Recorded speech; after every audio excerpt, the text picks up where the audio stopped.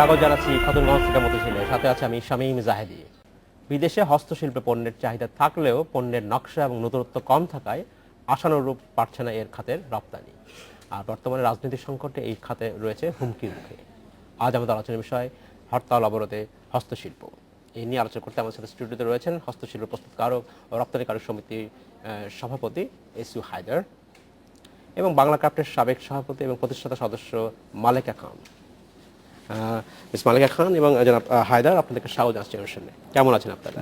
ধন্যবাদ জনাব হায়দার, প্রথম প্রশ্ন আপনাদের শুরু করতে চাচ্ছি। আমরা বলছিলাম শুরুতেই যে হস্তশিল্প আর অন্য ব্যবসার মতো এই যে আমাদের দেশে এই মুহূর্তে যে অবরোধ এবং হরতাল চলছে, এই রাজনৈতিক সহিংসতায় ক্ষতিগ্রস্ত হচ্ছে হস্তশিল্প অনেক, এবং এর ফলে যে একদম প্রান্তিক মানে যারা মানুষ, যারা জড়িত ছিলেন এই ব্যবসার সাথে, তারা অনেকটা মুখ থুবড়ে পড়েছে তাদের ব্যবসার মধ্যে। কেমন চলছে, কি অবস্থা, একটু আপনি আমাদেরকে বলবেন কিনা? ধন্যবাদ আপনাকে। প্রথমে আজকে ইন্ডিপেন্ডেন্ট টিভিতে আমাদেরকে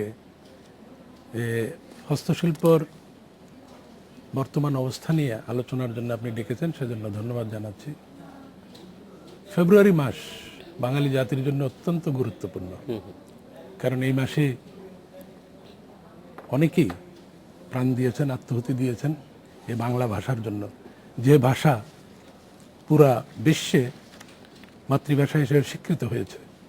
তা আমি আজকের এই বক্তব্যের প্রারম্ভে সেসব শহীদদের প্রতি গভীর শ্রদ্ধা জানাচ্ছি। আপনি একটা ভালো প্রশ্ন করেছেন যে আজকে হস্তশিল্পের অবস্থান কোথায়, এই হরতাল অবরোধ এবং রাজনৈতিক পরিস্থিতিতে আমরা কোন অবস্থানে আছি। আপনি জানেন হস্তশিল্পটা এমন একটা শিল্প, এটা কিন্তু অন্য শিল্পের সাথে এর তুলনা করা যাবে না। তার কারণ হলো এখানে এই শিল্পটা আমাদের সংস্কৃতি, কালচার এবং হেরিটেজের সাথে সম্পৃক্ত, এবং এই হেরিটেজটা কোত্থেকে আসে? আমরা এই হেরিটেজটা বহন করি আমাদের গ্রাম বাংলা থেকে। সেই গ্রামের খেটে খাওয়া মানুষ, সেই আর্টিজান যাদেরকে আমরা বলি কারুশিল্পী, তারাই কিন্তু সম্পৃক্ত এই হস্তশিল্পের সাথে। এবং গ্রাম বাংলার প্রায় 50 লক্ষ কারুশিল্পী পুরো বাংলাদেশে এই শিল্পের সাথে সরাসরি। এখন আপনাদের সাপ্লাইয়ের কি অবস্থা, যে ডিমান্ড কি কমে গেছে কিনা, এই বিষয়গুলো আসলে জানতে চাচ্ছি। এটা দুটো দিক। ডিমান্ড ইয়ের উপর নির্ভর করে, মানে বিদেশে আমাদের বাজারজাতের উপর নির্ভর করে, সেটা এখন পারছেন কিন্তু যতটুকু ডিমান্ড আছে অতটুকু সাপ্লাই দেওয়ার মতো আজকে যে আমাদের রাজনৈতিক অবস্থান, আমি সেটাই জানতে সেখানে আমরা পারছি না। তার কারণ হলো আমাদের রিমোট এরিয়াতে আমরা এই হস্তশিল্পগুলো প্রডিউস করি, যারা আমরা এই প্রোডাকশনটা বিভিন্ন এলাকাতে গ্রামভিত্তিক এবং ক্লাস্টার এরিয়া আছে আমাদের, কতগুলো ক্লাস্টার এরিয়া, এক একটা এরিয়া আমাদের বাংলাদেশে এক একটা ক্লাস্টারের অন্তর্ভুক্ত। সেখান থেকে আমরা প্রোডাকশনটা নিয়ে এসে ঢাকা শহরে নিয়ে আসি, এবং ঢাকা শহরে এনে আমরা এটাকে কোয়ালিটি কন্ট্রোল করি যারা এক্সপোর্টার, এবং কোয়ালিটি কন্ট্রোল করে তারপর আমরা এটাকে বিদেশে বাজারজাত করার জন্য। ধন্যবাদ হায়দার, আমি আপনার ফিরে আসবো একটু পরে। মালেকা খান, আপনার কাছে জানতে চাচ্ছি আমি যে আপনি বাংলা ক্রাফটে আছেন এবং আপনার এই প্রতিষ্ঠানের সাথে আরও অনেক প্রতিষ্ঠান রয়েছে যারা হস্তশিল্প বা কারুশিল্পের সাথে জড়িত আছে। কারুশিল্প, এই কারুশিল্পে এখন আমি যদি ঠিক গত 45 দিন বা 50 দিনের কথা বলি, এই সময় আপনাদের চাহিদা কেমন কমে গেছে, বা ডিমান্ড কি আসলে এখন সেই পরিমাণ আসলে ডিমান্ডটা আসলে কমে গেছে কিনা, বা আপনার সাপ্লাইয়ের কি অবস্থা সেটা আমি জানতে চাচ্ছি। একটু আগে ধন্যবাদ আপনাকে। একটু আগে হায়দার সাহেব যেটা বললেন যে অসুবিধার কথাটা বলেই ফেলেছেন, কাজে এটা একটা জিনিস হলো কি যে আমাদের এই শিল্পের সাথে জড়িত অধিকাংশ মানে 80% নারী। তাদের যে একটা অসুবিধা, এটা আমাকে জিজ্ঞেস করার দরকার পড়ে না যে তাদের একটা অসুবিধা তো অবশ্যই হচ্ছে, চলাচল করতে পারছে, এগুলি তো অসুবিধা হচ্ছেই। এই বিষয়টা মানে আলাদা করে বলার কিছু নেই, এটা আপনি জানেন। আচ্ছা, তাহলে আপনি একটু বলবেন আমাদেরকে যে যেটা আমরা বলছিলাম প্রথমে শুরুতেই অবতারণা করছিলাম যে নতুন নকশা বা নতুনত্বের অভাব রয়েছে এবং এই কারণে কাঙ্ক্ষিত লক্ষ্যমাত্রা পৌঁছানো যাচ্ছে না এক্সপোর্টের ক্ষেত্রে, সেটা কি আপনার মনে হয়? হ্যাঁ, জিনিসটা হলো এই যে আমার একটা দেশের যদি পরিচয় বলে, একটা দেশের পরিচয়, একটা জাতির পরিচয়, তো সেই জায়গায় আমাদের প্রথম অর্জনটা কিন্তু আমাদের এই জাতির, বাঙালি জাতির অর্জন কিন্তু ভাষা দিয়ে। আমাদের এই 52 ভাষা আন্দোলন, এটা আমাদের একটা অর্জন। আমাদের বড় দ্বিতীয় অর্জন হলো আমাদের 71। এই দুইটা অর্জন, যেটা এই দুইটা অর্জনে আমরা অনেককে হারিয়েছি, অনেক রক্তপাত হয়েছে, অনেকে পঙ্গু হয়েছে, অনেক কিছুর বিনিময়ে আমাদের এই অর্জন। এবং এই দেশের পরিচয়টা বহন যারা করে, ভাষা, সংস্কৃতি এবং শিল্প, কারুশিল্প, জি। এগুলি মূলত আমাদের পরিচয়। তো সেই পরিচয়ে মধ্যে তাদের কথা স্মরণ না করে তো কথা বলা যায় না। কাজে প্রথমে ওই আবার শ্রদ্ধার সাথে ৭১-এর শহীদ এবং সকল মা বোন যারা এর সাথে মানে আত্মাহুতি দিয়েছেন, তাদের অনেক ত্যাগের বিনিময়ে আমরা এটা অর্জন করেছি, সেজন্য তাদের প্রতি একটা শ্রদ্ধা জানিয়ে কথা বলছি। আর গ্রামগঞ্জে যে মানে আমাদের বাড়িঘরের যে কাঠামোটা আছে, সেটা কিন্তু এখনো মানে একটা উৎপাদন বান্ধব পরিবেশ এখনো আছে। আমি এটাকে পজিটিভভাবে বা ইতিবাচকভাবে আপনাকে বলছি। সেটা হলো যে আমাদের একটা কনসেপ্ট বলতে পারেন, উপলব্ধি বলতে পারেন, সেটার নাম কুটির শিল্প। জি।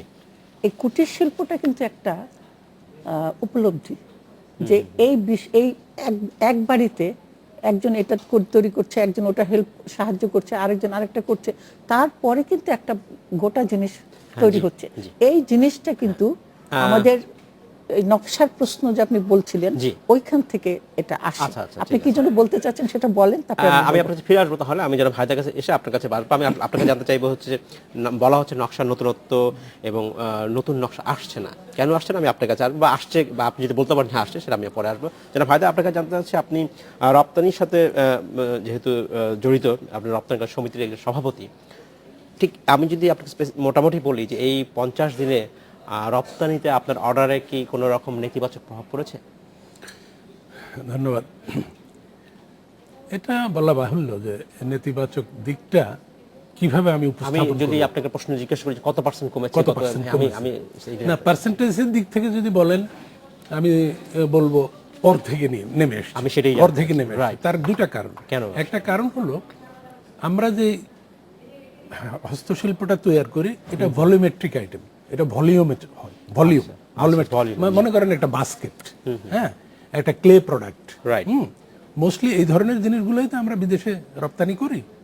তো এখন এই ভলিউমেট্রিক আইটেমগুলা আমরা যখন আমার অর্ডার ক্যান্সেল হয়ে যায় বা অর্ডার যদি আমাকে ধরতে হয়, টাইমলি শিপমেন্ট দিতে হয়, অনেক সময় যদি আমি জাহাজীকরণ না করি, জাহাজে না পাঠাইতে পারি, তাহলে আমাকে বিমানে পাঠাইতে হয় বা এয়ারলাইন্সের মাধ্যমে পাঠাইতে হয়। কিন্তু এটা কিন্তু গার্মেন্ট শিল্পের মতো নয়। গার্মেন্ট শিল্পে তো আপনি যদি অর্ডার ডিলে হয়, অনেক সময় আপনি এটাকে প্লেনে পাঠিয়ে এয়ার ফ্রেট দিয়ে এটাকে কোনোভাবে কভার করা যায়। কিন্তু আমার আইটেমটা এত ভলিউমেট্রিক আইটেম, এটার ধরেন ওজন যদি 1 কিলো হয়, ভলিউমেট্রিক আইটেম গিয়ে এটা 3 কিলো হয়ে যাবে। So we can not afford it. এটাকে আমরা অ্যাফোর্ড করতে পারি না। That is the only reason যে এই যে ছোট ছোট আমরা যারা ম্যানুফ্যাকচারার রয়েছে, এক্সপোর্টার রয়েছে, আমাদের অর্ধেক যদি মানে অর্ডার এভাবে কমে যায়, তাহলে আমাদের আর্থিক অবস্থানের আপনি দেখেন কি অবস্থায় এসেছি। আজকে আমি প্রসঙ্গক্রমে, আপনি যদিও আমার প্রশ্ন করেন না, প্রসঙ্গক্রমে আমি বলতে চাই, আজকে বাংলাদেশ ব্যাংকের গভর্নর সাহেব উনি অ্যাগ্রো বেসড প্রোডাক্টের জন্য যারা কৃষক, কৃষিজাত দ্রব্যাদির জন্য যারা কাজ করে যাচ্ছেন, তাদেরকে কৃষকদের জন্য হয়রানি না করা হয় এবং এই অবরোধ এবং হরতালের আওতায় এই গত 45 দিনে বা 50 দিনের ভেতরে আপনি বলতে চাচ্ছেন যে এই সুযোগটা হচ্ছে হস্তশিল্প যারা জড়িত আছে, আজকে যারা হস্তশিল্পের সাথে জড়িত, এই সুযোগটা তাদেরকে দেওয়া উচিত, কারণ আমরা তো গ্রামে গঞ্জে কাজ করি।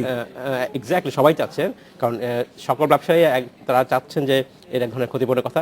সেটা অবশ্য অন্য আলোচনার বিষয়, আমরা এখানে সেটা আলোচনা করতে চাচ্ছি না। ধন্যবাদ, আপনার কাছে ফিরে আসবো। মালেকা খান, আপনার কাছে জানতে চাচ্ছি, আপনি বলছিলেন যে আমরা বলছিলাম যে নকশা নতুনত্ব আসছে না, আপনি কি সেটা একমত কিনা? নকশার নতুনত্ব আসছে না আমি ঠিক এটা বলবো না। এটা হলো একটা জিনিস, চলমান ব্যাপার। যিনি তৈরি করছেন, যার ভিতরে সৃজনশীলতা আছে, সে কিন্তু তৈরি করছে, কিন্তু সেই জিনিসটা আমরা হয়তো লোক চোখ সামনে যে নিয়ে আসা, সেই কাজটা হয়তো ঠিক মতো করছি না। এটা হলো একটা। আরেকটা হলো যে আমাদের যত নকশা অতীতে ছিল, সেগুলিকে আমরা সংরক্ষণ করেছি, আমাদের কি সেই সংরক্ষণাগারগুলি রয়েছে? এটাও কিন্তু একটা প্রশ্ন আজকে আসে, কারণ নকশা বাংলাদেশকে তুলে ধরে, যেটা দেখলে আপনি বুঝবেন যে এটার নাম বাংলাদেশ। তো এই একটা জিনিস। আরেকটা হলো যে এই নকশাকে আধুনিকরণ করার জন্য যে প্রতিষ্ঠান থাকা দরকার, সেই প্রতিষ্ঠান, যে পর্যায়ের, যে উন্নত মানের প্রতিষ্ঠানের আমাদের অভাব রয়ে অভাব গেছে। রয়েছে। ধন্যবাদ আপনাকে। আমাদের সময় হচ্ছে একটি বিরতিতে যাবার, ফিরে এসে আমরা আবার কথা বলবো। আমাদের সময় হচ্ছে একটি বিরতিতে যাবার, ফিরছে শীঘ্রই, সাথেই থাকবেন।